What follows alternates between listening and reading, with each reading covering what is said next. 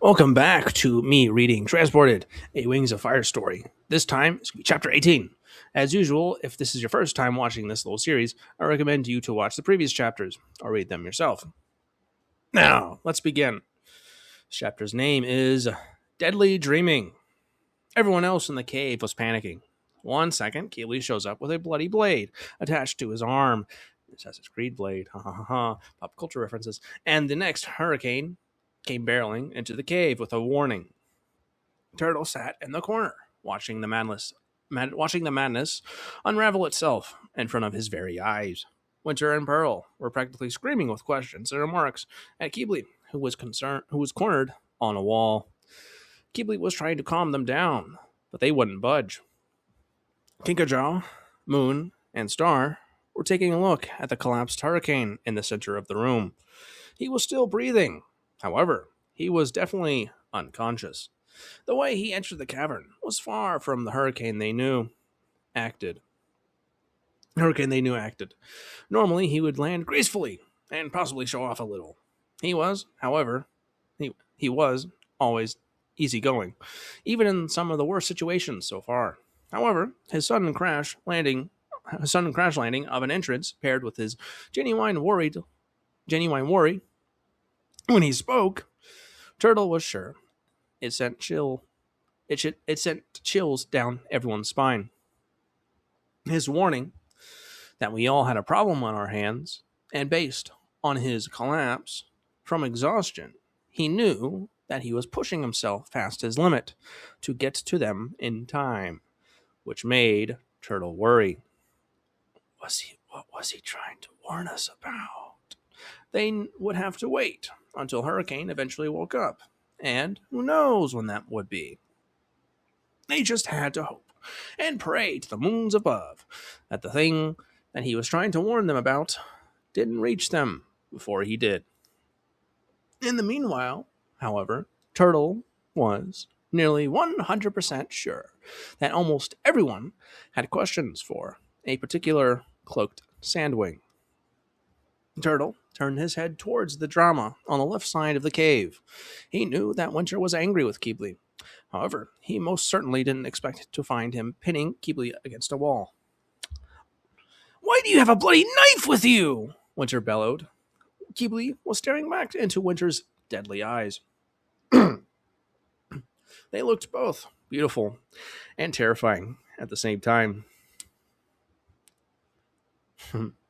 A sudden thought of his kiss with Winter came back to his mind. Okay, he was lost in thought to some extent. Even in the worst possible situation, he found himself blushing slightly. It was ironic, really. Winter was screaming at him from the top of his lungs, yet all Keebley could see were Winter's mesmerizing, deep blue eyes. Ever since yesterday, he'd been having mixed feelings about his friends, especially Hurricane and Winter.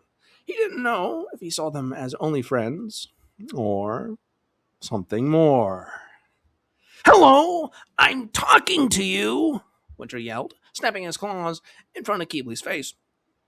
Keebley was taken out of his thoughts and back to Winter's harsh questioning. "Oh, sorry." Dozed off there for a second. Keebley responded apologetically in an attempt to ease the tension around him. It didn't do much, but Winter's questions were slightly less harsh, so Keebley saw it as a win. "Why do you have a bloody knife with you?" Winter repeated sternly, but not screaming. Pearl stood next to Winter, although keeping a decent distance away from him so she didn't set him ablaze on accident. She also awaited a response from the nervous Sandwing. However, Keebley didn't exactly know how to respond, considering he barely knew what happened himself. "I'm waiting," Winter said dangerously. Pearl also had a stern look on her face. "Well, it's a long story and kind of hard to explain," Keebley tried. "We can wait," Pearl interrupted. She looked Winter in the eyes before turning back to Keebley.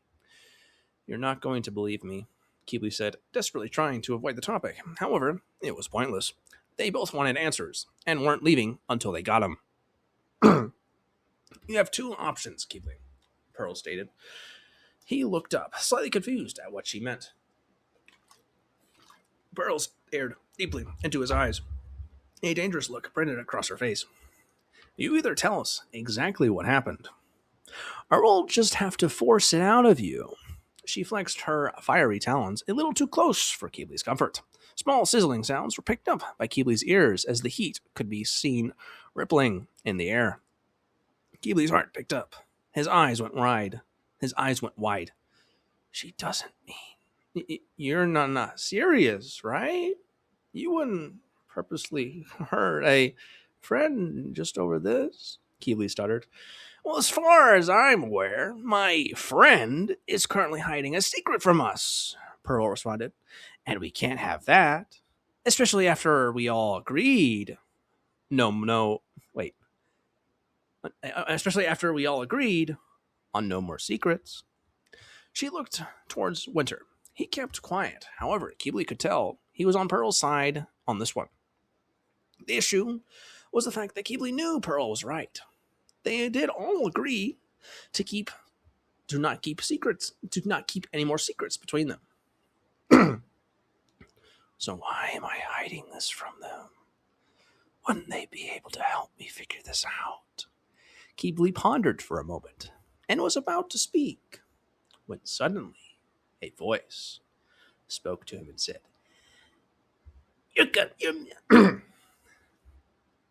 You're making a mistake. The voice in his mind had returned to torment him, although it sounded a little different. It was not as clear as when he first heard it. It seemed broken. You again, Keebly yelled internally.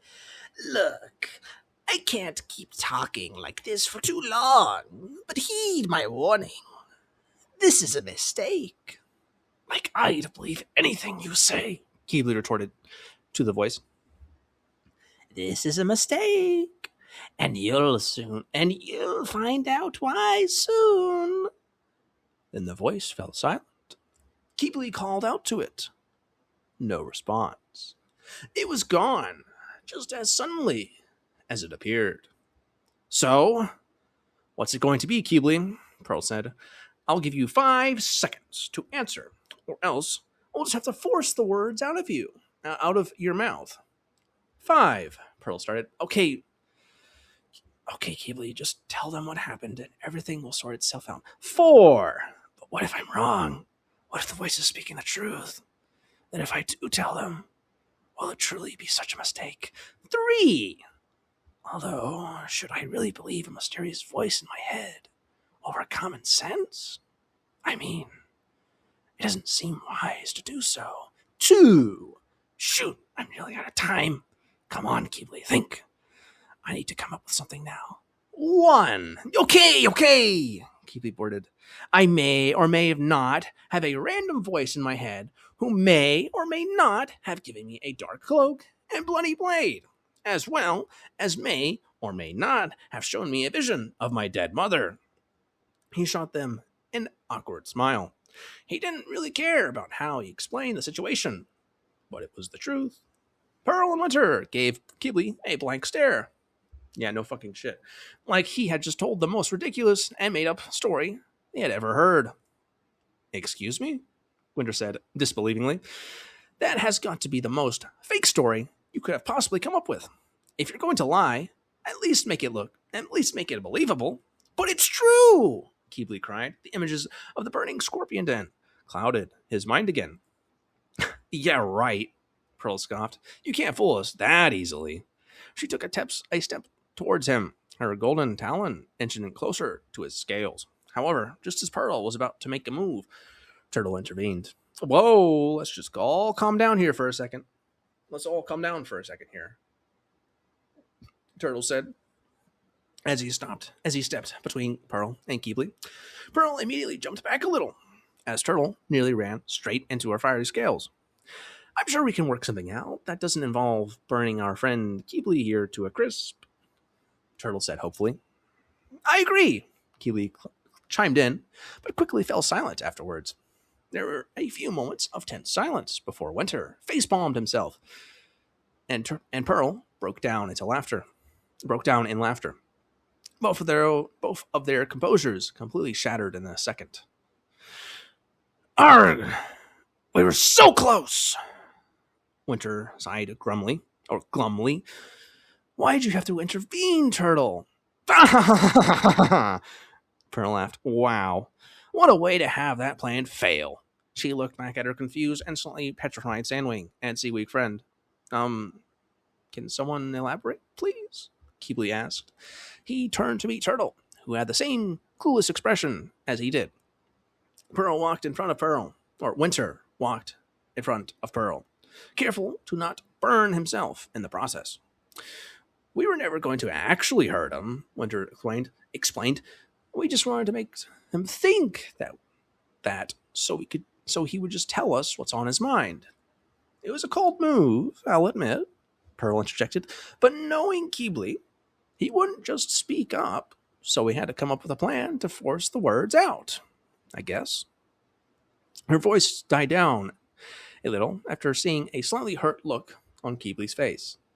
Yeah, sure. Just a cold move, Keebley said, making sarcastic marks with her claws before rolling his eyes and walking away. This caught their attention, though. They had been friends with Keebley long enough to know he didn't act like that. It was the first time he ever displayed that kind of attitude, and for some reason, it scared them. Turtle looked towards Pearl and Winter, who both had the same slightly spooked face as he did. You two should apologize. He gave them a mix of a sympathetic and stern stare. Winter sighed once again. However, this one wasn't a sigh of annoyance. It was a sigh of regret. Yeah, you're right. We'll be right back. He glanced at Pearl before walking over to Keebley, who was now staring out at the sunset. Pearl followed behind him in suit, and while Turtle watched them walk off, he turned his attention to the next issue in the center of the room. A collapsed hurricane was being watched and treated by Kinkajaw, Star, and Moon. They hoped he would wake soon, but it doesn't look that. Wait, what?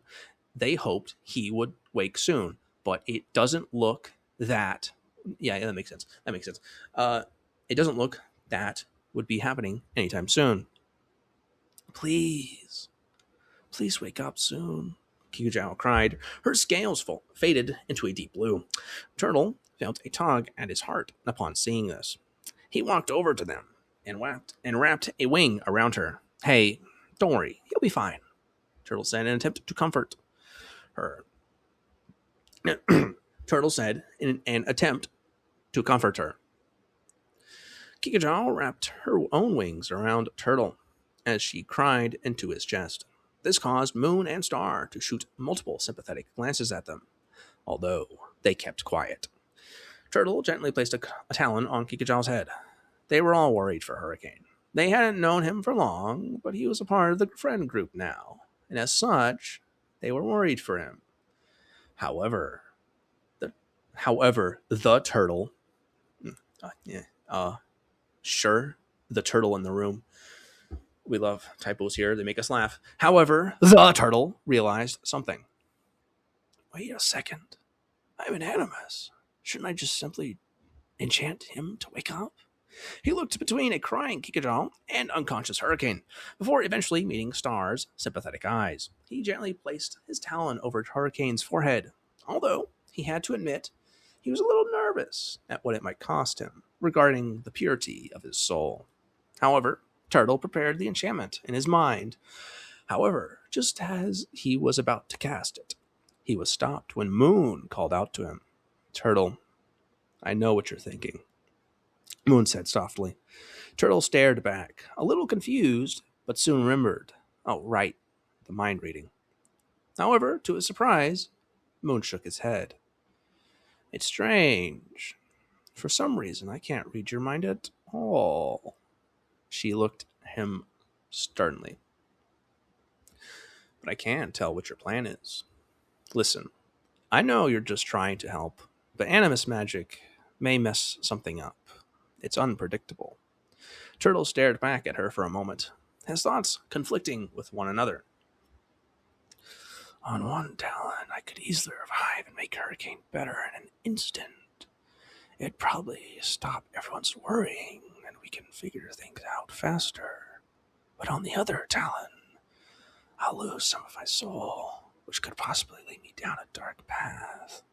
And plus, Moon's right. It's unpredictable. He sighed and was about to take his hand off of Hurricane when something caught his eye. The center rock in his armband was growing a bright sapphire blue, which could only mean one thing. He's in trouble, Turtle realized, and soon he noticed that Hurricane's chest was rising up and down faster than usual, despite being completely unconscious, with no signs of awakening.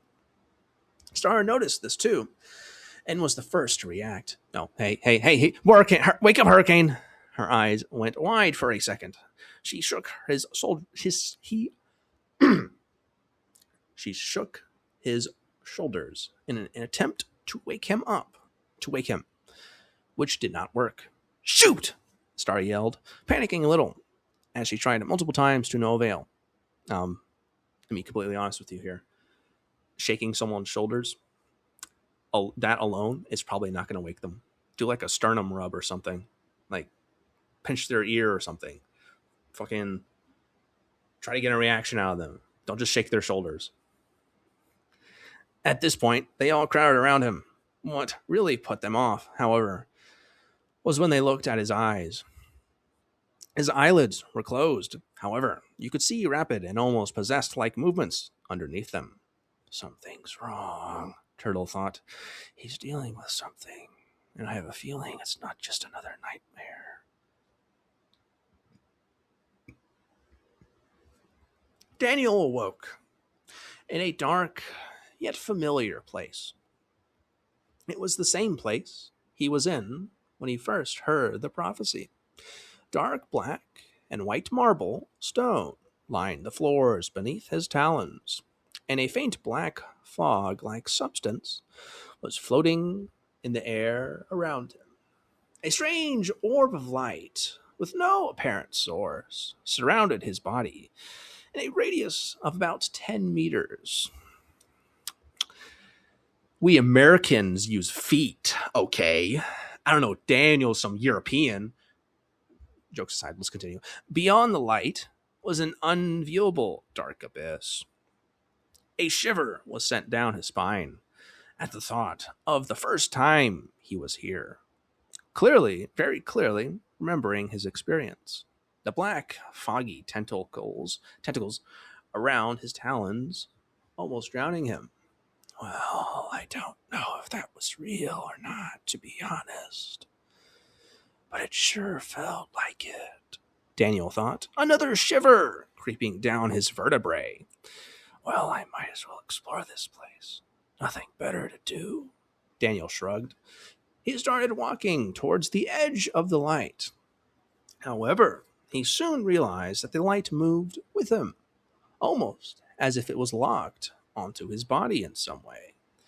The black, foggy substance in the air slowly getting thicker. Eventually, Daniel wouldn't be able to see much, even with the magical orb of light around him. I'll just keep walking. Maybe it'll clear up. And if not, I'll just head back, Daniel thought to himself, in an attempt to ease the tension rising in his chest. Although he couldn't say it was very successful. He kept walking, his vision slowly being clouded by the darkness in front of him. He tried to blow the substance out of his way using his wings, but to Daniel's surprise, it was unresponsive. What? That didn't work. Does this place evade Newton's laws of physics? Daniel tested his theory by trying to take off into the air. However, no air was caught under his wings. So all he did was jump around like an idiot. Dumbass. Well, I guess that proves it, Daniel sighed. It was a mysterious place he was stuck in. A place where physics don't work. But maybe I can use that to my advantage. he let out a small plume of fire into the darkness in front of him. Since the laws of physics seemed to be lacking, the fire floated slowly through the air and didn't go out immediately. Daniel walked towards, staring curiously at the floating flame. It gently flickered as it gently wandered in the air, and lasted about 3 minutes before it diminished. However, at the same time, a large gust of wind hit Daniel in the back from where he once was. The fog was blown away from the wind as a result. Confused, Daniel looked behind him for the source of the wind, only to find empty air. However, now that the fog was blown away a bit, he was able to see around him a little more clearly. He celebrated for a brief moment, although it was very short-lived, as when the darkness cleared from the ground, a small spark could be seen. Upon closer inspection, Daniel noticed it was an earring, a very familiar one. Where have I seen this before? Daniel thought. He picked it up and studied it for a moment. It was a small earring. A small orange stone was attached to a slightly larger golden ring. How strange. I know I never saw quite a piece of jewelry back on Earth. So why is it so familiar to me? Daniel sat there, searching for a possible explanation. Maybe I saw it on some sort of poster, or possibly a photoshopped image. I know that a class back in school once had to design jewelry. It seemed plausible. However, it just didn't feel right. He had never seen this at all, not in an image or in real life. Until now, I guess. Daniel stated, though it still didn't answer the question at hand. Hold on a second. Though it still didn't answer the question a hand. We love typos here. They make us laugh. But that's when it hit him. Wait a second. I've seen this earring. Just not on Earth. Daniel stared at... Oh, that's a number one. Daniel stared the earring. We love typos here. They make us laugh. Stared the earring. It glimmered back at him in a sort of response. His heart, however, had begun to pick up speed. This isn't just any earring. It's Ghiblis. Suddenly, a slow clapping sound could be heard from behind him. Wow, that took longer than I expected. A mysterious voice chimed in from the abyss. Guess you aren't as clever as your sandwing friend. The voice chuckled, which sent multiple chills down Daniel's scales. But nonetheless, you figured it out. Good for you. The voice started to chuckle again. What have you done with Ghibli? Daniel demanded. Images of Ghiblis' cheerful face appeared in his mind. Although he only met them face to face about a week ago, he considered them good friends. And if this guy did anything to him, they're going to regret it. Oh, my moons! What is it with you guys?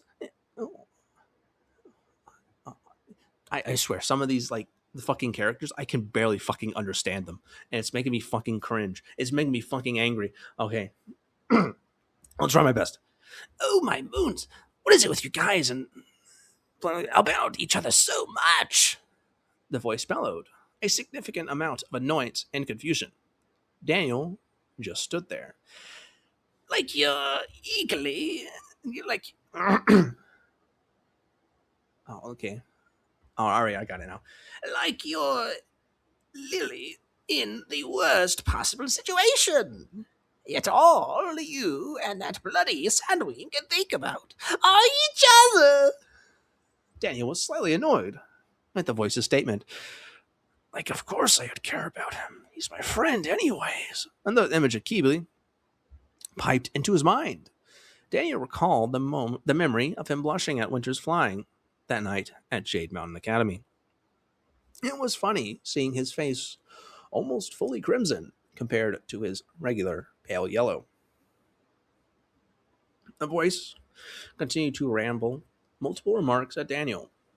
Nah. Non of wish. Holy shit. That's a double typo there. Ha ha.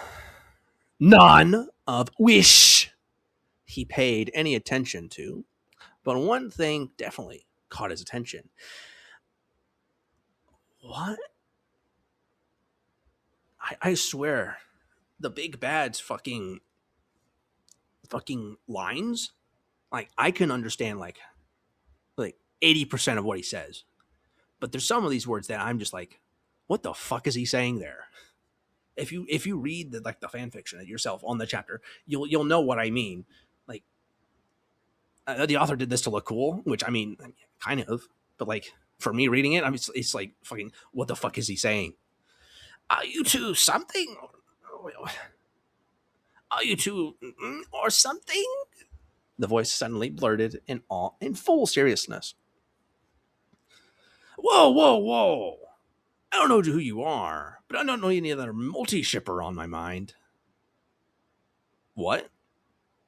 Okay, that reference went right over my head. It's only a matter of time before Kikujawa starts to ship me with someone, and I'm not looking forward to it. A very slight blush crept up on Daniel's snout, though he didn't notice it. So, is that a yes or a no? The voice asked, genuinely curious. What do you think? Daniel bellowed sarcastically, annoyance and anger creeping up on him. Well, I think you're in denial, but that's besides the point, the voice spoke, because I think it's time we set this part. Oh, I get it now. Because I think it's time we get this party started. The voice let out a psychotic laugh before 3 black tentacles appeared in front of Daniel, just mere inches away from his mouth and eyes. Want to know what I did with your friend? The voice said in a darker tone. Daniel stared back at the tentacles, which were slowly creeping towards him. He started to run, only to see that his talons and body were rooted to the ground by more tentacles. His eyes darted around for possible exits, although he couldn't find anything. His breathing got faster as he started panicking. Well, you're about to find out. And that is the end of the chapter. Except for, as usual, the author graces us with his presence in the form of an author's note at the very bottom. Hello, beautiful readers. Sorry for the extremely late update. School and esports really hinder the time I have to write. Esports? Dang. Especially since I had multiple internals to study for. And a Valorant tournament coming up on Saturday. So I've been practicing a lot lately. I have never played Valorant, so I wouldn't understand. But nonetheless, I will not forget about this book, and will finish it. Just expect slower updates for the future. Well, that's all. Adios. So, the big bad likes fucking with the main character's mind, as well as his gaggle fuck of a group. And for those who have read after this, he is the big bad. He is the antagonist of the series. Not gonna say his name though. The name appears later. But I mean, sure. That's all I have. Oh yeah, no, I think that's it. Yeah, I think that's all. See you next time.